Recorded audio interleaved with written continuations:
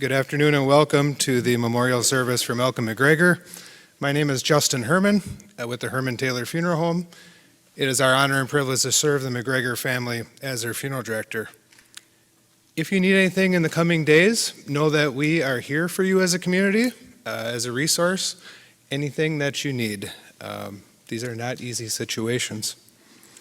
At this time, I'd like to introduce the Reverend Kelly Lupton, who will be our officiant for today. Good afternoon and welcome. We come today together as family, friends, and a community to honor and celebrate the life of Malcom Lee McGregor. We also come to show our support to Tracy, John, Alex, and Grayson, and then their extended families as we come together in this very sorrowful time.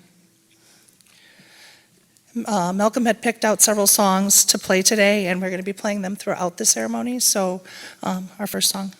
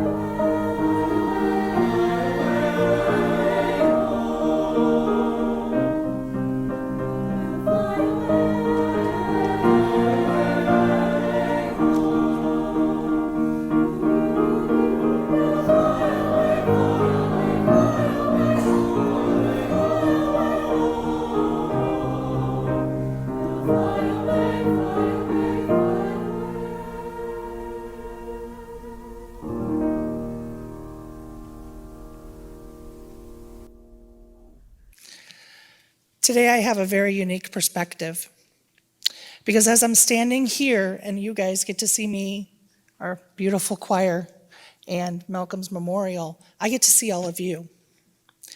And I see faces that are familiar, and I see a lot that aren't. I see all walks of life here. I see our police force. I see business owners. I see families, parents, children.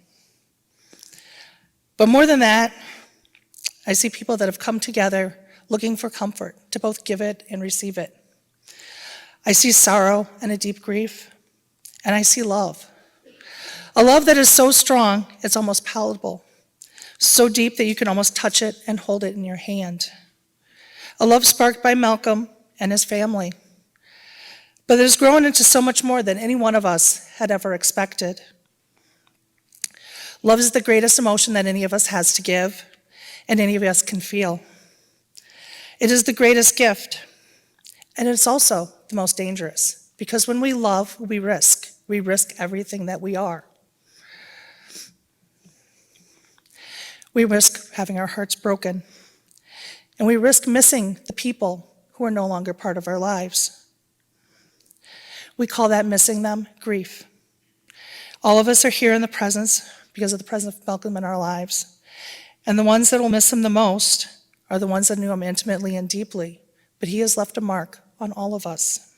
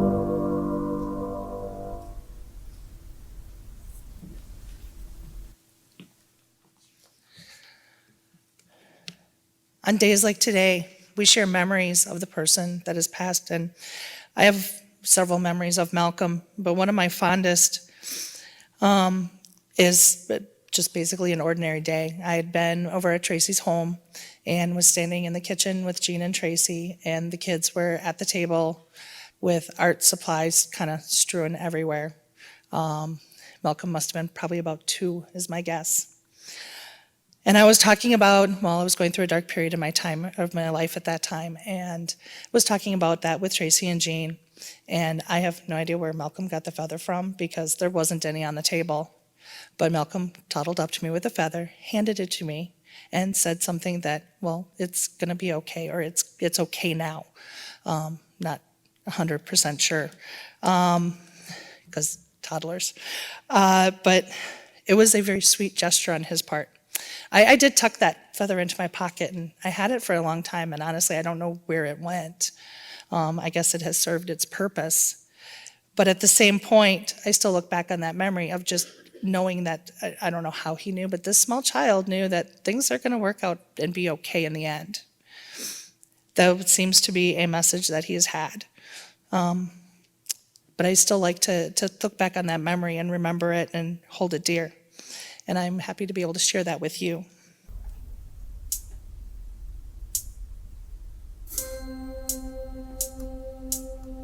Just a young gun with a quick fuse. I was uptight, wanna let it loose. I was dreaming of bigger things and wanna leave my own life behind. Not a yes sir, not a follower. Hit the box with the mold I see it. Hurry up, take a number. I was lightning before thunder.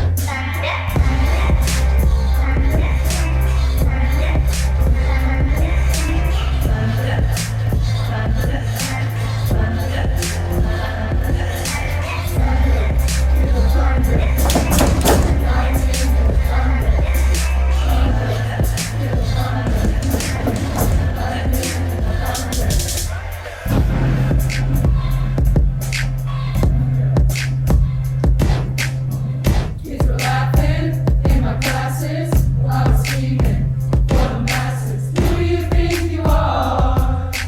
Dreaming about being a big star. Say you're basic, you say you're easy. You're always riding in the backseat. Now it's running from the state park. You were clapping in the nosebleeds.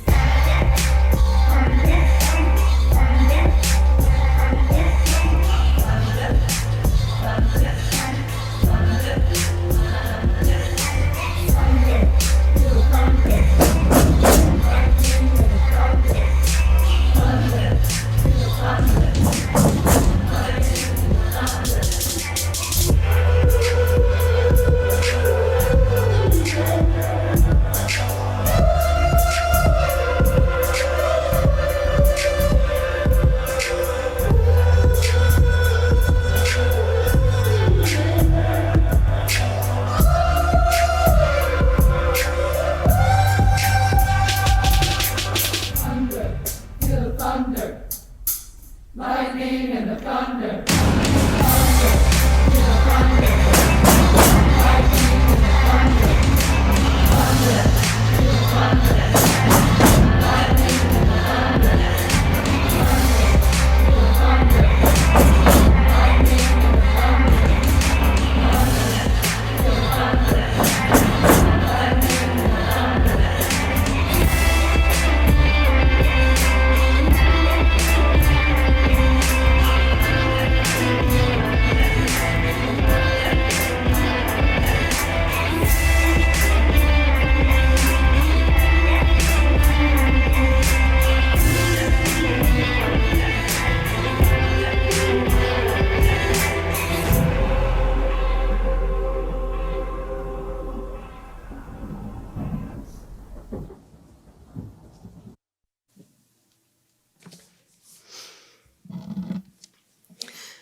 Malcom, little buddy, butterball, chicken nuggy, or baby man. No matter what name he went by, he was loved. But that love went both ways. Malcom loved harder and stronger than most people. When he loved you, you knew it. From tricking you into a kiss under the mistletoe, to FaceTiming you just because he wanted to say, I love you or I miss you. You knew his love was big. He was full of adventure, and his awe and wonder of the world was beautiful. You couldn't help but see things in a more positive way when he was around. After I wrote this, I was stuck. I didn't know what to say. No matter what I write, it seems so small and insignificant. It will never be enough. The pain is great. You see, as grandparents, We are grieving twice. We grieve for the loss of our grandson, but we also grieve for the pain that our children are going through. Again, the pain is great. Tracy and John were gracious enough to share Malcom's story with anyone that wanted to hear it. And many, many listened. They watched, cheered, prayed, laughed, and cried along with us. And it made the nightmare a little bit less lonely. We will be forever grateful for the continued love and support we have received over the last 3 years. Malcom had a personality that you couldn't help but fall in love with. Just one smile from him and you were smitten. His infectious laugh could turn a bad day better, and no one was safe from his pranks or his sharing the love. These are just a few things that made him special, and we don't have time for me to list them all. As our families try to pick up the pieces and find our new normal, we ask that you don't let the fight end with Malcom. Unfortunately, there are many, many more kids that need our help. And like Malcom always said, let's do this.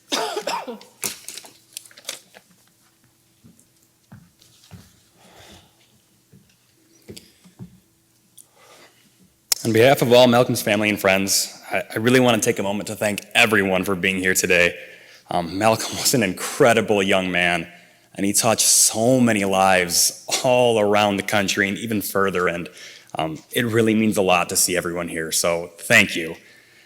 He was incredibly inspirational, and as Gene said, his story deserves to be told and remembered, so I want to retell that story one more time here today. Once upon a time, there was a great warrior. From his first moments, it was clear this little boy had an indomitable spirit. His smile, laugh, and good nature always lit up the room around him, and his songs were a delight to hear. In all things, he was a joy bringer, a light giver, but he was also a fighter. At times he was a ninja, others a wild animal, a strong miner, and sometimes even a superhero, but he was undoubtedly always a fighter. As he journeyed, the boy one day met a new beast, a monster unlike any he or his loved ones had ever encountered or expected, an invisible monster with an insatiable hunger. But the little fighter wasn't scared. He planted his feet, clenched his fists, struck his best superhero pose, and boldly shouted, "I got this!" And so he fought. The battle raged furiously for a long time. At moments, the boy seemed to have the upper hand, wrestling and beating the beast back so that it slunk away and hid in the shadows. Other times, the monster raged in full force, weakening the warrior and draining his energy. But the boy fought on. He was never alone. The joy and light that he carried with him won him many allies in his fight. In his quest to vanquish the beast, he traveled far, seeking the aid of many strong companions. He visited, learned from, and received help from those who had dedicated their lives to knowing and fighting this monster. The boy's jokes, pranks, stories, and warm heart helped spread his message near and far. Everywhere he went, everyone he met was charmed and inspired by the boy. His light shone into them just as their love poured into him. So he kept fighting. For years, the boy battled the monster. He battled with every breath and every ounce of his being. Despite the boy's efforts, the monster slowly claimed the warrior's life. As his last days passed, the whole world seemed to hold its breath. At that moment, the boy's remaining light spread its wings and flew out to his loved ones and firmly took roost in their hearts, leaving a lasting mark. He fought until the end. Though the little warrior's life was taken by the monster, his victory in the battle was never in doubt. Every single person that the boy interacted with carries a piece of the boy's light, his joy for life, his fighting spirit. The monster may have bested one warrior, but it has thousands more enemies because of this boy's fight, all because he chose to fight. Malcom taught us that life should be packed to the brim with joy and love. Though his star didn't burn long, it burned brilliantly bright and shared an incomparable light with any fortunate enough to witness it. He was fearless and filled with purpose. He inspired thousands and thousands of people to join the fight in any little way possible. Because fighting cancer isn't single combat. Every single person who knew or knew of Malcom is a better person because of his life. We are braver, stronger, more passionate, more joyful, and full of laughter. Malcom's spirit lives on in each of us. And it's our honor and privilege to carry his message of love and laughter into the world. His fight was always our fight, and that hasn't changed. Enjoy your well-earned rest, Malcom. We'll take the fight from here.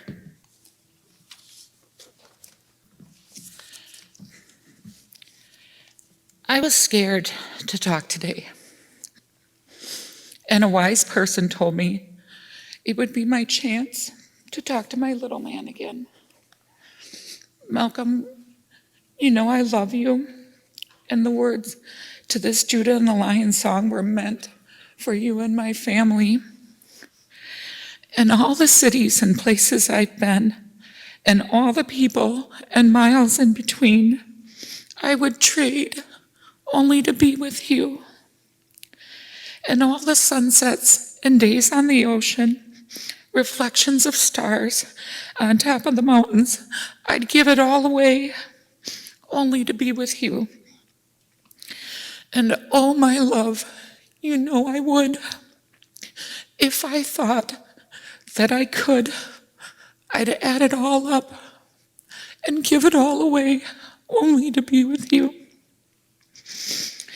All the words and melodies that hold them, and all the notes that are placed and wrapped in these strings, only to be with you. And all of my dreams and the things that come true, I've looked at my future and all I've wanted to do, only to be with you. We're often asked how the Scheid girls and Jesse fit in Malcom's family. The truth is that our fit is a gift and one of the purest love. I was blessed to be asked to help with his benefit, and my family's love for this family grew to a bond that can never be broken. You see, that is what Malcom is for us all, a bond that cannot be broken.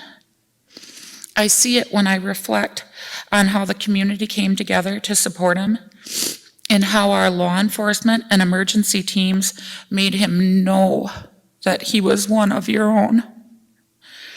I see it in the priceless moments of play, sleep, and snuggles with Alex and Grayson, and in the deep, deep love that his parents provided.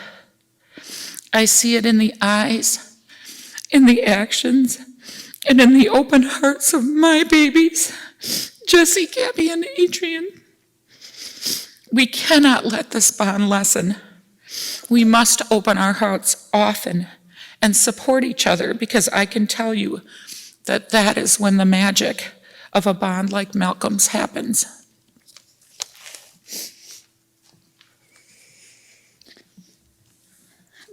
Before writing this, I asked Malcom if he could say any one thing to all the people that loved him. And of course, because he is a 7-year-old boy, he said, "I don't know." I rephrased my question and asked, "Would you say you love them?" And to this, he confidently said yes. At this moment, I'm relaying the message. Malcom says he loves you. There was no grandiose, profound statement that he had to offer at the end of his life, but honestly, it wasn't fair that Malcom had to face such a grandiose, profound, and more than anything devastating illness. And I don't mean to say this as a means to make anyone upset or uncomfortable. However, I want to validate every emotion that we are facing in this room. Maybe you're someone at peace, reminiscing over the good times you had with Malcolm or how you were able to watch Malcolm's life from a distance. Maybe you're angry, frustrated, and confused as to why this happened, or maybe you're just heartbroken at the unfairness of it all. But it's okay to feel this way.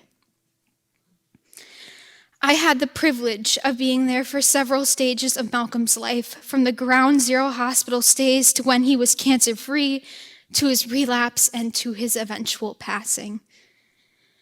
If Malcolm taught me anything by letting me be there for the wide range of emotions and experience he faced, it's that we have to be equitable towards others' emotions. What I mean by that is when I rephrased my question to Malcolm, it's because I knew he was tired, and I didn't expect him to respond a certain way. There were times I had to try, and I emphasize try because I'm not so self-important that I will ever fully understand the things Malcolm persevered through, to put myself in his position and ask myself what he needed, not necessarily what I thought he needed. There will be many situations in life where we will not fully understand the gravity of what someone is going through. And for some of us, that is right now. Malcolm taught me in that case to listen, truly listen, and be accommodating. When he couldn't eat regular Oreos, we bought the gluten-free ones. When he couldn't come to the choir concert, the choir came to him. When he couldn't beat the level, we did it for him if he asked, of course. We made it work by listening for what he needed. Many of us here will need that kind of care in the coming days. We can't constantly interject our own opinions and beliefs on how to handle this. We have to listen to each other. Sometimes we'll need to provide space. Sometimes we'll need to provide comfort. Sometimes we'll need to provide some grandiose and profound words that I mentioned earlier, but sometimes we don't have any grandiose and profound advice at all. We can just be there. Malcolm, I love you too.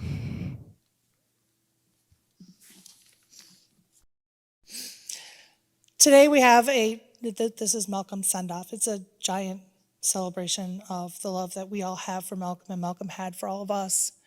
And he's on a new journey. He's on one where he has now become an owl, and it's a screech owl. The owl has throughout history been symbolized as many things, one of those being wisdom, thoughtful. Another thing that the owl has symbolized is bravery, courage, protection. The ancient Greeks actually had the screech owl in the Parthenon as protectors of Athena. And they carried the owls with them when they went into battle as protectors of their armies. So Malcolm, as a screech owl, has become our protector. He has become our symbol of thoughtfulness. He has become our symbol of love. So my next story is probably going to share a few secrets as well as a story. And it really isn't about Malcolm himself, but it certainly relates to what we're all going through today. So let's start with that. I have the title of Reverend in my name. And it doesn't come with a license that says you know the perfect thing to say at every moment. It doesn't make me any less human. So about a year and a half ago, I met up with Jean, who's Malcolm's grandma. And I was giving her meals that I had made because Tracy had sounded out the request of, please, somebody cook for us. We need help with this. So while we were there and we had met up, we were talking about Malcolm, what was going on, the pandemic, the need for the family to be hyper-vigilant because Malcolm's immune system was weak. And then she starts crying and telling me about how he's dying. And being imperfectly human, I didn't know what to do. And I just hugged her and said it was going to be okay. And she pushed against me and she's like, no, it's not going to be okay. Nothing's ever going to be okay. And I was sitting in my confusion going, but it will be okay, because no matter what, it'll be okay. I just knew this in my heart. But I didn't have the words at that point to explain to her why I felt this way. Shortly after we parted ways, and this conversation came up in my memories several times between now and then. And when I sat down to write today's ceremony, it kept coming up then too. And I finally figured it out, is that we're using the same words and the same feelings to explain things differently. Jean meant it wasn't going to be okay because Malcom was dying from cancer. Of course that's not okay. That is absolutely, we're absolutely against that. We're all here taking a stand for children with cancer as well. But at the same point, no matter how tough life gets, we will always be okay. Malcom did teach me that. But by okay, it doesn't mean that it's going to be the same. It's going to be different. And for a long time, it's going to be hard. Because for now, all we see is the grief. For now, all we see is how much we miss Malcom. But the truth is that there's no difference between grief and love. For grief is just the love that we're not able to give to Malcom. And when that grief is fresh like it is today, it is all that we see, and it is all consuming. It makes normal life seem very pale in comparison to what's going on inside of us. And it's all because the love that we have to give Malcom really has no place to go. Slowly, we begin to see that we will always love Malcom. He's always going to be a part of us.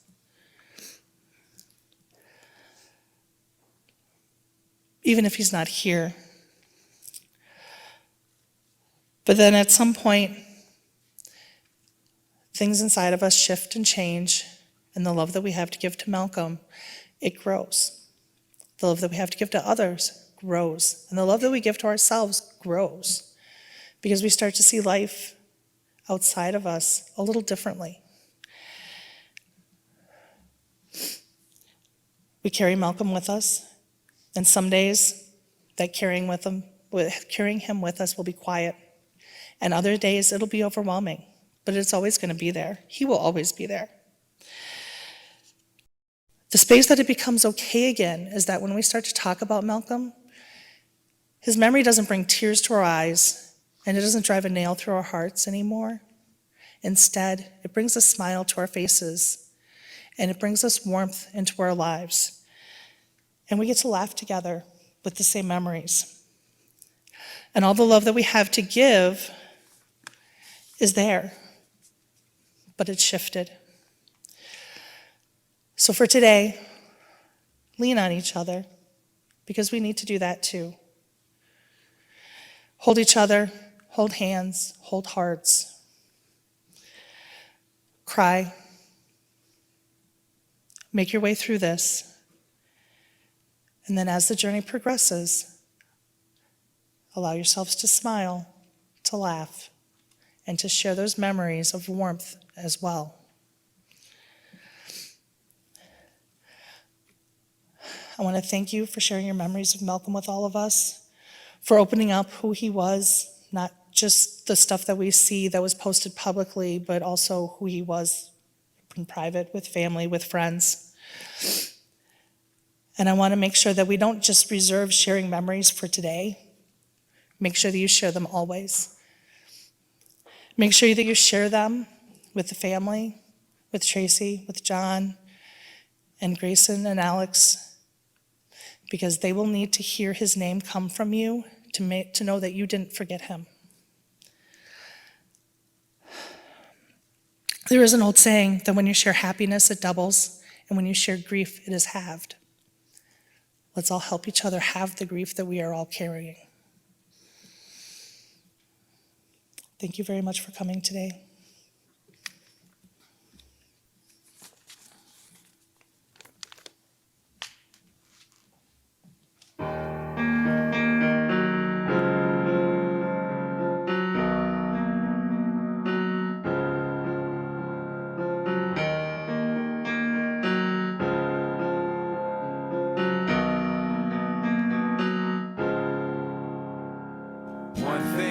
I don't know why, it doesn't even matter how hard you try. Keep that in mind, I designed this rhyme to explain in due time. All I know, time is a valuable thing. Watch it fly by as the pendulum swing. Watch it count down to the end of the day. The clock takes life away, it's so unreal. Didn't look out below, watch the time go right out the window. Trying to hold on, didn't even know I wasted it all just to watch you go. I kept everything inside, didn't even know I tried. It all fell apart.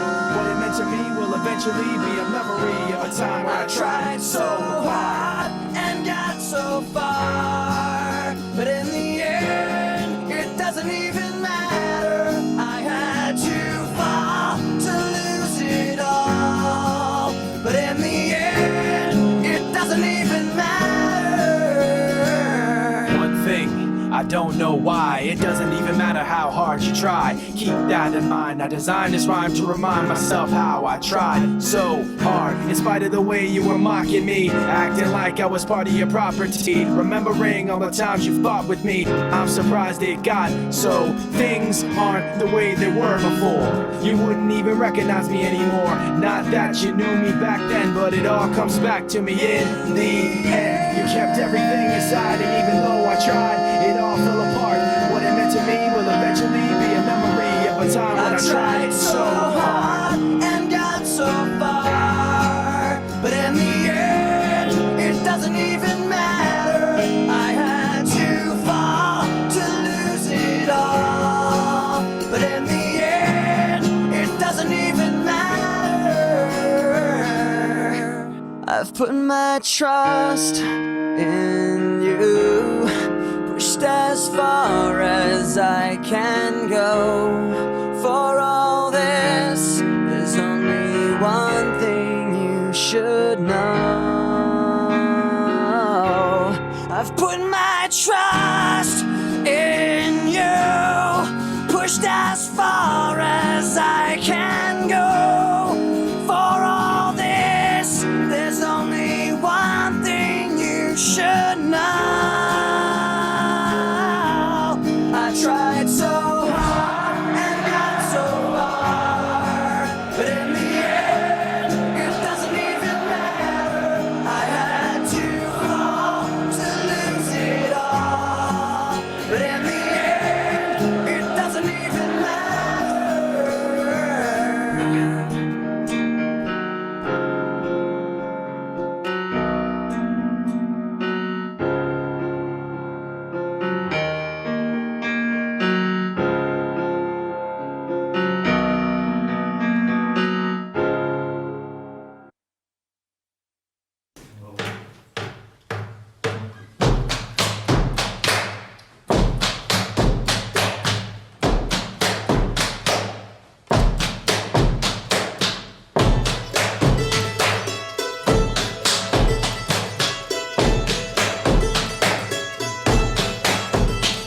So this is what you meant when you said that you were spent.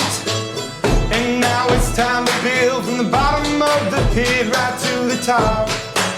Don't look back. Packing my bags and giving the academy a rain check. I don't ever wanna let you down. I don't ever wanna leave this town. 'Cause after all, this city never sleeps at night. It's time to begin, isn't it? I get a little bit bigger, but then I'll admit I'm just the same as I was. Oh, don't you understand? I'm never changing who I am.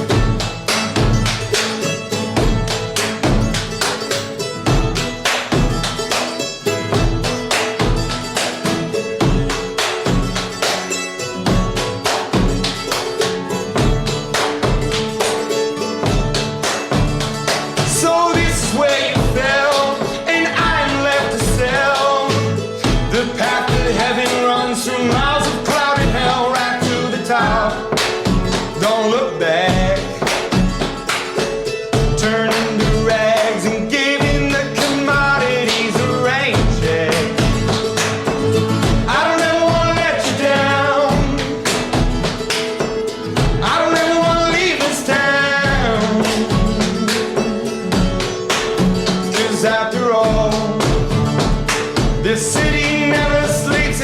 it's time to begin, isn't it? I get a little bit bigger, but then I'll admit I'm just the same as I was. Oh, don't you understand? I'm never changing who I am. It's time to begin, isn't it? I get a little bit bigger, but then I'll admit I'm just the same as I was. Now don't you understand? I'm never changing who I am. This road never looked so lonely. This house doesn't burn down slowly. To ashes, to ashes. It's time to begin, isn't it? I get a little bit bigger, but then I'll admit I'm just the same as I was. Now don't you understand? I'm never changing who I am. It's time to begin, isn't it? I get a little bit bigger, but then I'll admit I'm just the same as I was. Don't you understand? I'm never changing who I am.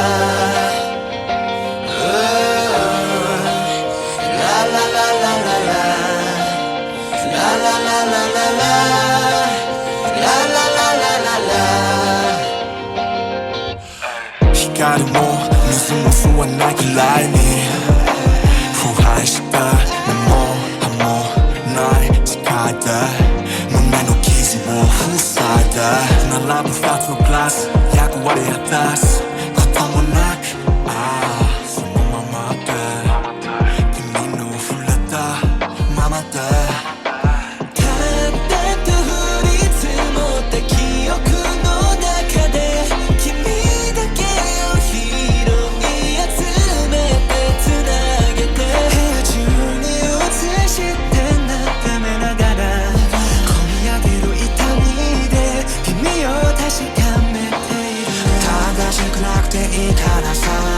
優しく君のまま笑ってて欲しかっただけなのにそれなのに涙の量がれる